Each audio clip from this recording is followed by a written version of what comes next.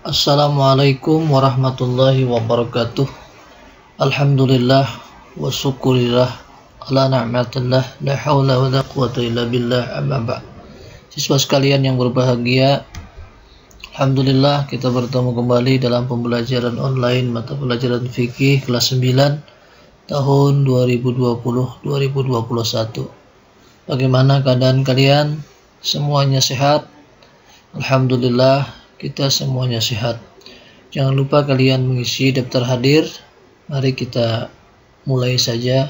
Kita buka pembelajaran ini dengan membaca basmalah. Bismillahirrahmanirrahim.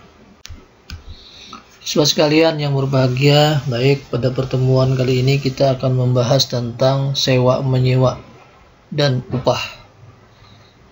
Nah, apa itu sewa menyewa? Baik, ya, kita jelaskan. A. Ketentuan sewa menyewa.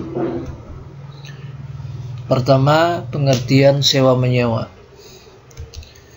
Dalam fikih Islam, sewa menyewa disebut juga ijarah. Nah, jadi dalam fikih atau dalam istilah Arab, bahwa sewa menyewa itu disebut dengan ijarah. Nah, ijarah menurut bahasa berarti al-ajru, yang berarti ganti. Nah, jadi ijarah itu asal katanya ya al-ajru, yang berarti ganti.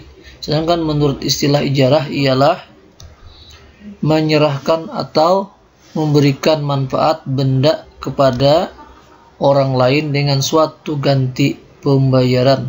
Nah, jadi menurut istilah bahwa ijarah itu atau sewa menyewa itu adalah menyerahkan ya atau memberikan manfaat benda kepada orang lain, dan orang lain yang menyewa tadi akan mengganti ya, akan membayar gantinya dengan suatu pembayaran.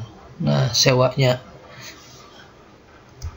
Nah, sehingga sewa menyewa bermakna akad pemindahan hak guna atau manfaat atas suatu barang atau jasa dalam waktu tertentu dengan pembayaran upah sewa tanpa diikuti pemindahan kepemilikan atas barang itu sendiri.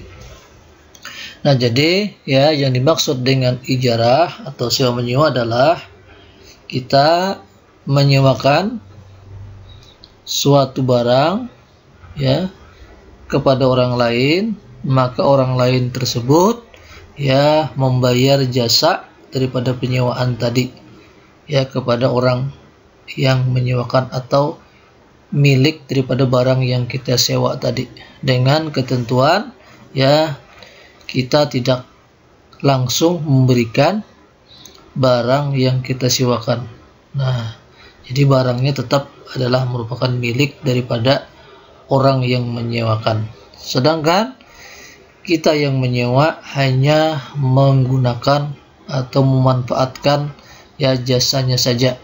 Ya, contoh misal ya, kita di daerah kita, khususnya di Kalimantan Tengah, di Palangkaraya, kalau kita mau hajatan, mau acaraan, pengantenan, syukuran dan lain-lain, biasanya kita adalah memerlukan tenda. Ya, memerlukan tenda yang kita pasang di depan rumah dengan kursinya untuk ya hadir, untuk tamu yang hadir duduk ya tidak kepanasan, tidak kehujanan. Nah, kita menyewa tenda tadi itu termasuk adalah masalah ijarah. Nah, kemudian kita karena menyewa, tentunya kita akan memberikan jasa, memberikan upah ya kepada orang yang memiliki tenda tadi. Nah, itulah yang dimaksud dengan sewa menyewa barang. Dan kita tidak mengambil barangnya atau tendanya. Tendanya tetap milik daripada yang menyewakan tenda. Kita hanya membayar jasanya saja. Nah, berapa satu tenda? Ya, berapa satu kursi? Tergantung hari yang kita gunakan. Misalnya 1 hari berapa, 2 hari berapa. Itu tergantung daripada ya lamanya kita menyewa tenda dan kursi tadi. Siswa sekalian yang berbahagia, itulah ya pengertian daripada sewa menyewa. Baik, kita lanjutkan. Yang kedua adalah dasar hukum sewa menyewa. Nah, dasar hukum sewa menyewa dijelaskan dalam Al-Qur'an, ya. Surah Al-Baqarah ayat 233 yang berbunyi, A'udzubillahi minasyaitonirrajim. Wa in aradtum an tashtardi'u auladakum fala junnaha alaikum ija sallamtum ma ataitum bil ma'rufin wattaqullaha wa'lamu annallaha bima ta'maluna basir. Yang artinya, dan jika ingin anakmu disusukan orang lain, maka tidak ada dosa bagimu apabila kamu memberikan pembayaran menurut yang patut. Bertakwalah kamu kepada Allah, dan ketahuilah bahwa Allah Maha melihat apa yang kamu kerjakan. Nah, jadi dasar hukum daripada sewa menyewa itu boleh, ya. Ini berdasarkan Al-Qur'an surah Al-Baqarah ayat 233, ya, bahwa Al-Qur'an menjelaskan barang siapa yang mau, ya, menyusukan anaknya kepada orang lain, ya, itu boleh-boleh saja. Seperti di zaman Nabi, kan, ya, anak-anak, ya, disusukan kepada orang lain. Tetapi, ya, Al-Qur'an menyuruh kita harus membayar jasanya atau upahnya. Jadi kita tidak berdosa, ya, tidak berdosa menyusukan anak kepada orang lain. Namun hati-hati, ya, nanti, ya, kalau dia sudah besar, ya, diingat jangan sampai dia nanti kawin kepada, ya, saudaranya yang sesusu tadi. Ya, itu saja yang perlu diingat, ya, siswa sekalian yang berbahagia. Jadi itulah penjelasan tentang hukum sewa menyewa dalam Al-Qur'an surah Al-Baqarah 233. Baik, kita lanjutkan yang ketiga, rukun ijarah atau rukun sewa menyewa. Rukun adalah sesuatu yang harus ada dalam setiap akad atau transaksi. Nah, jadi yang disebut dengan rukun itu adalah sesuatu yang harus ada dalam setiap akad, dan transaksi atau transaksi, ya. Jadi akad itu dalam bahasa kerennya adalah transaksi, ya. Nah, yang pertama rukunnya adalah sighat, ya. Apa itu sighat? Sighat adalah suatu yang digunakan untuk mengungkapkan maksud, ya, mengungkapkan maksud al-mutalaqqadin, ya,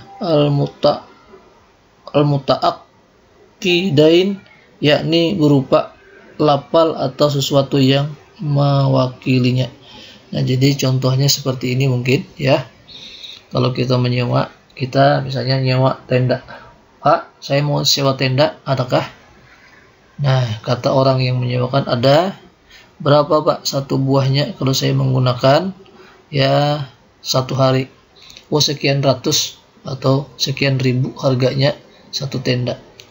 Nah, kalau kursi berapa? Kursi sekian. Nah, Pak, ya, jadi saya mau menyewa satu tenda dan beberapa buah kursi. Dah. Nah, perkataan itulah yang dimaksud dengan sikat, yaitu ada perjanjian di sana yang harus kita tanda tangani, yang berapa sewanya, ya. Apakah sewanya tadi kita harus bayar cash atau bayarnya adalah panjar dulu, nanti melunasinya adalah ketika tenda tadi diambil dari kita. Kemudian yang kedua, mu'jir dan mustajir. Nah, apa itu mu'jir dan mustajir? Ya, mu'jir dan mustajir adalah pelaku sewa menyewa yang meliputi mu'jir dan mu'tajir dalam hal sewa menyewa, yaitu orang yang menyewakan, ya, dan orang yang sewa atau orang yang menyewa. Itu disebut dengan mu'jir dan mu'tajir. Yang ketiga, objek akad ya objek akad. Apa yang dimaksud dengan objek akad? Yaitu adalah meliputi manfaat, aset, mu'jir, dan pembayaran sewa atau manfaat jasa dan pembayaran upah. Nah, jadi yang dimaksud dengan objek akad tadi adalah mu'tajir tadi membayar kepada mu'jir, ya, kepada yang punya aset atau yang menyewakan, ya. Apa yang diserahkan? Yang jelas adalah ongkos berapa daripada sewanya tadi, atau ya biaya daripada penyewaan tadi yang dibayarkan ya kepada makjur daripada si mu'tajir tadi. Nah, jadi si mu'tajir membayar kepada yang punya barang atau kepada mu'jir. Baik. Yang keempat atau yang D, sewa dan upah. Nah, sewa dan upah ya maksudnya adalah jelas ya besarnya dan diketahui oleh pihak-pihak yang berakad. Boleh dibayar dalam bentuk jasa dari jenis yang serupa dengan objek akad. Nah, jadi yang dimaksud dengan sewa dan upah itu adalah besarnya berapa sewanya harus diketahui oleh siapa? Ya, oleh kedua belah pihak. Jangan bebarang aja. Nah, itu jangan. Itu nanti menimbulkan kekecewaan. Jadi lebih baik kita terang terus sewanya sekian ya dan biayanya sekian. Itu harus jelas. Harus jelas. Dan boleh ya jasa atau sewa tadi boleh ya dibayar dengan bentuk ya tenaga kalau kita tidak mampu membayar. Artinya tadi misalnya ya kalau kita misalnya kerja nilainya sekian sehari, kita kebetulan kada punya uang yang menyewa barang, maka kita bayar dengan tenaga kita. Asalkan kedua belah pihak ada kesepakatan. Ya. Baik, siswa sekalian kita lanjutkan. Kemudian yang keempat, syarat-syarat ijarah atau syarat-syarat sewa menyewa. Nah, yang pertama syigat, itu syaratnya ada syigat tadi. Syigat tadi telah perkataan. Ya, perkataan kedua belah pihak ya melakukan ya penawaran ya atau bertanya masalah barang-barang yang akan disewa atau yang disewakan. Itulah syigat.